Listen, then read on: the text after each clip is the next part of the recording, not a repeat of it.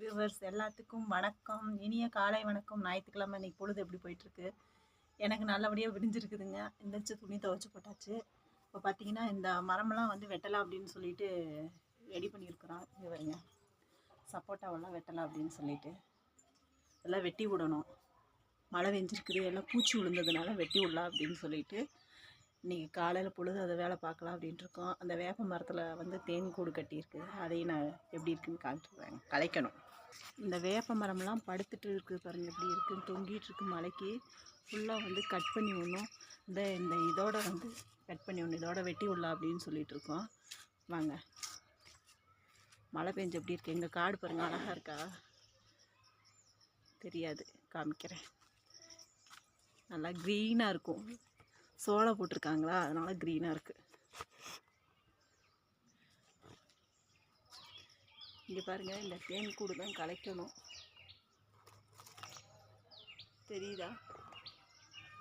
இந்த தேன் கூடு வந்து கலைக்கணும். அதுக்கு தான் ரெடி பண்ணலான் இருக்கோம். இருக்க பெருசாகிட்டே இருக்கா, தெரியுது பாருங்கள். கலைக்கணும். களைச்சிட்டு தீ மூட்டி புகை போட்டோம்னா களைஞ்சிரும். களைச்சிட்டு அதுக்கப்புறமா அந்த வேப்ப மரத்தையும் தடிச்சு விட்டுட்டு வேலை பார்க்கலாம் அப்படின்ட்டு இருக்கோம். வாங்க, எங்கள் ஏரியா எப்படி இருக்குன்னு காமிக்கிறேன்.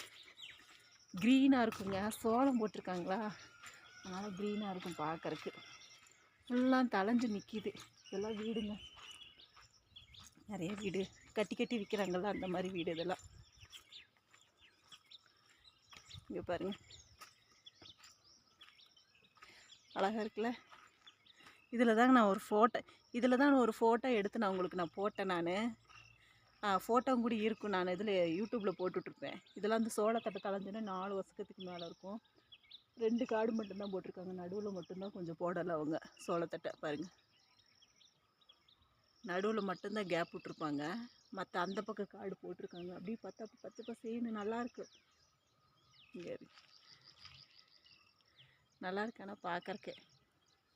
காக்கா முக்கா பூனைக்குட்டி. ஆமாம், இன்றைக்கி வந்து ஞாயிற்றுக்கிழமை என்ன எடுத்து சாப்பிட்டீங்க அப்படின்னு சொல்லுங்கள். நான் இன்றைக்கி வந்து எங்கள் வீட்டில் வந்து காலையில் பையனுக்கு முட்டை கிரேவி வச்சு சாப்பாடு கொடுத்துட்டோம். நைட்டுக்கு வந்து மதியானத்துக்கு வந்து மட்டன் எடுத்துகிட்டு வந்து வறுத்துக்கலாம். ஏன்னா அவனுக்கு வச்ச குழம்பே கொஞ்சம் இருக்குது, அதனால் அதே போதும்.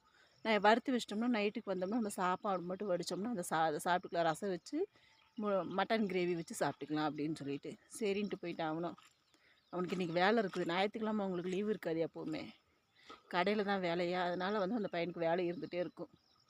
தீபாவளி டைம் ஆச்சுங்களா, அதனால் வேலை இருக்கும், லீவு கிடைக்காது.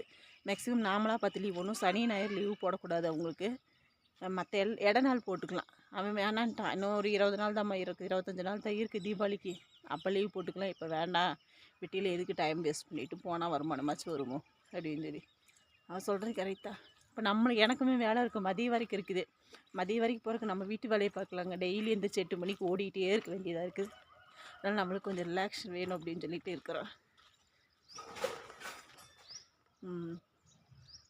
இன்றைக்கி அதை தாங்க, இங்கே பாருங்கள், இந்த மரம் தொங்குது பார்த்தீங்களா, இது ஃபுல்லாக வெட்டி விடலான்னு சொல்லிட்டு தான் ஐடியா பண்ணியிருக்கோம். தெரியுது பாருங்கள், ஃபுல்லாக கொஞ்சம் அப்படியே ட்ரிம் பண்ணி விட்டுட்டோம்னா இன்னும் நல்லா தளைஞ்சிக்கும். அந்த ஒயர் கம்பிக்கு போகிறதுனால நாங்கள் இது பண்ணலைங்க பாருங்கள், ஒயர் கம்பிக்கு போகுது, அதனால் வந்துட்டு கட் பண்ணி விடலாம் ஃபுல்லாக அப்படின்னு.